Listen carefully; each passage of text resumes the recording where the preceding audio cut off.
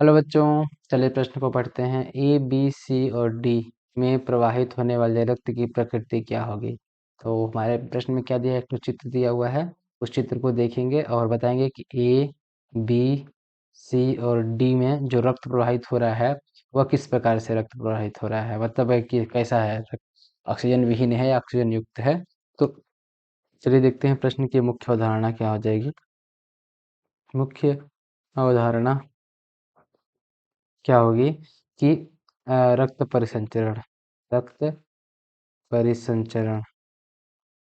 और रक्त परिसंचरण क्या होता है कि रक्त का परिवहन, रक्त का परिवहन, परिवहन। अब रक्त का परिवहन कैसे होगा तो ये हम देखेंगे। और क्या है कि रक्त किधर ऑक्सीजन युक्त है, किधर ऑक्सीजन विहीन है, उसको हम देखेंगे। तो अगर हम देखें इस चित्र में, चित्र को अगर हम ध्यान से देखते हैं तो ये हमारा क्या है, एक हृदय है। ये हमारा क्या है, हृदय की संरचना है। अब हृदय में क्या होता है कि एक तरफ से रक्त आता है और जाता है। तो अगर हम ए को देखें तो ये हमारा क्या है, शरीर के भाग। अब शरीर के भाग से क्या होगा, रक्त जाएगा, मतलब इधर से क्या हो रहा है, रक्त जा रहा है।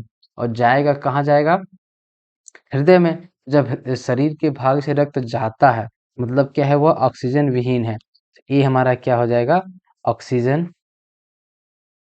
ऑक्सीजन विहीन रक्त। ये हमारा क्या होगा, ऑक्सीजन विहीन।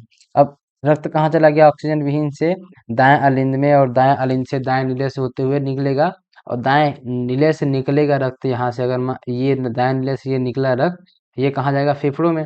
तो ये वाला रक्त भी क्या है, सी नंबर का जो है वो भी क्या है, ऑक्सीजन, ऑक्सीजन विहीन है। अगर हम सी वाले रक्त को भी देखें तो सी में रक्त जो है वो है क्या है, ऑक्सीजन, ऑक्सीजन विहीन।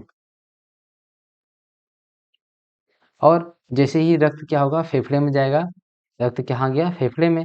फेफड़े से जैसे ही रक्त निकलेगा, और जैसे ही फेफड़े से रक्त निकलेगा तो वो कैसा हो जाएगा, डी नंबर का ऑक्सीजन युक्त, ऑक्सीजन युक्त हो जाएगा। और यह रक्त कहाँ जाएगा, बाएं आलिंद में आ जाएगा। बाएं आलिंद से जाएगा कहाँ, बाएं नीले में। बाएं नीले से फिर बाहर निकलेगा, मतलब यह रक्त कैसा है, अभी ऑक्सीजन युक्त ही है। और बाएं नीले से बाहर निकलेगा और फिर कहाँ चला जाएगा, ऊतकों में। तो ये जो बी है, बी में भी कहाँ क्या होगा, ऑक्सीजन युक्त रक्त बहेगा। बी वाले पथ में भी क्या होगा, ऑक्सीजन युक्त, ऑक्सीजन युक्त क्या होगा, रक्त बहेगा। अब मतलब क्या है हमारा, ए कैसा है, ऑक्सीजन विहीन। बी कैसा है, ऑक्सीजन युक्त। सी कैसा है, ऑक्सीजन विहीन। और डी कैसा है, ऑक्सीजन युक्त। मतलब ए ऑक्सीजन विहीन, ए ऑक्सीजन विहीन, ए ऑक्सीजन विहीन, ए ऑक्सीजन युक्त, तो तीसरा विकल्प गलत हो जाएगा। और डी चौथा विकल्प में भी ए ऑक्सीजन युक्त है तो चौथा विकल्प भी गलत हो जाएगा। अब क्या है, बी हमारा ऑक्सीजन युक्त है तो ए, पहले विकल्प में बी क्या है, ऑक्सीजन युक्त, हाँ ये हो जाएगा।